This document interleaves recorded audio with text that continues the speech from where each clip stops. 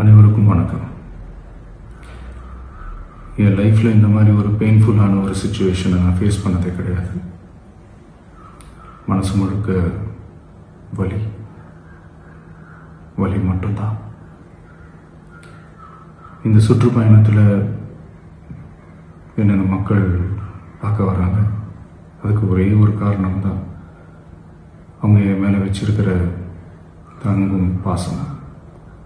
அந்த அன்புக்கும் பாசத்துக்கும் நான் எப்பவும் கடமைப்பட்டிருக்கிறேன். அதனால தான் இந்த சுற்றுப்பயணத்தில் மற்ற எல்லா விஷயங்களையும் தாண்டி மக்களுடைய சேஃப்டி, அதில் எந்த காம்ப்ரமைஸும் பண்ணிடக்கூடாதுன்றதுக்காக தான் அது என் மனசில் ரொம்ப ஆழமாக இருக்கும் அந்த எண்ணம்.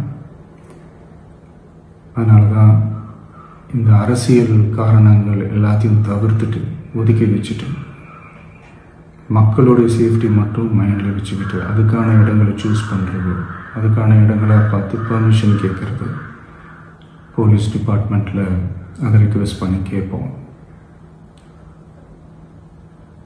ஆனால் நடக்கக்கூடாதது நடந்துருச்சு. ஆனால் மனுஷன் தானே, அந்த நேரத்தில் அத்தனை பேர் பாதிக்கப்பட்டு இருக்கும்போது எப்படி அந்த ஊரை விட்டுட்டு என்னால் கிளம்பி வர முடியும்? நான் திரும்ப அங்கே போகணும்னு இருந்துச்சுன்னா அதை ஒரு காரணம் காட்டி அங்கே வேறு சில பதட்டமான சுச்சுவேஷன்ஸ், வேறு சில அசம்பாவிதங்கள் அந்த மாதிரி எதுவும் நடந்துடக்கூடாதுன்றதுக்காக தான் நான் அவாய்ட் பண்ணேன். இந்த நேரத்தில் சொந்தங்களை இழந்து தவிக்கிற அத்தனை குடும்பங்களுக்கும் என்னுடைய ஆழ்ந்த இரங்கலை தெரிவிச்சுக்கிறேன். எனக்கு தெரியும், என்ன சொன்னாலும் இது ஈடையாகாதுன்னு எனக்கு தெரியும். ஹாஸ்பிட்டலில் ட்ரீட் பண்ணிகிட்ருக்கிற எல்லாருமே சீக்கிரமாக க்யூர் ஆகி வரணுன்றது இந்த நேரத்தில் நான் வேண்டிக்கிறேன். கூடிய சீக்கிரமே உங்கள் எல்லாரையும் நான் சந்திக்கிறேன். இந்த நேரத்தில் எங்களுடைய வலிகளை, எங்களுடைய நிலைமையை புரிஞ்சுக்கிட்டு எங்களுக்காக பேசின அரசியல் கட்சிகளை சார்ந்த நண்பர்கள், தலைவர்கள் அனைவருக்கும் என்னுடைய நன்றியை தெரிவிச்சுக்கிறேன். கிட்டத்தட்ட ஒரு 5 மாவட்டத்துக்கு பிரச்சாரத்துக்கு போனோம். இந்த மாதிரி எதுவுமே நடக்கல. ஆனால் கரூரில் மட்டும் ஏன் எப்படி நடக்குது, எப்படி நடக்குது? மக்களுக்கு எல்லா உண்மையும் தெரியும். மக்கள் எல்லாத்தையும் பார்த்துக்கிட்டு இருக்கிறாங்க.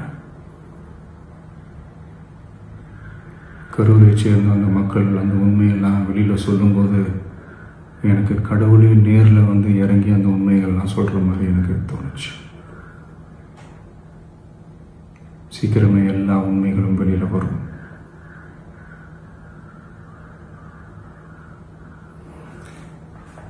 எங்களுக்கு தரப்பட்ட இடத்துல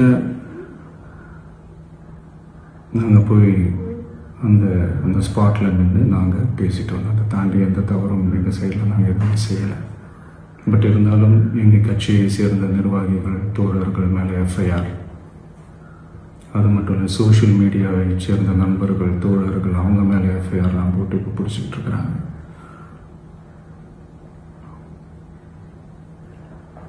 சிஎம் சார், உங்களுக்கு ஏதாவது இந்த பழி வாங்கணும் அப்படின்ற எண்ணம் ஏதாவது இருந்துச்சுன்னா என்ன வேணாலும் பண்ணுங்க. அவங்க மேலே கை வைக்காதீங்க. நான் ஒன்று வீட்டில் இருப்பேன், இல்லை நான் ஆஃபீஸில் இருப்பேன். என்ன வேணாலும் செய்யுங்க. நண்பர்களே, தோழர்களே, நம்மளோட அரசியல் பயணம் இன்னும் ஸ்ட்ராங்காக, இன்னும் தைரியத்தோட கண்டினியூ ஆகும்.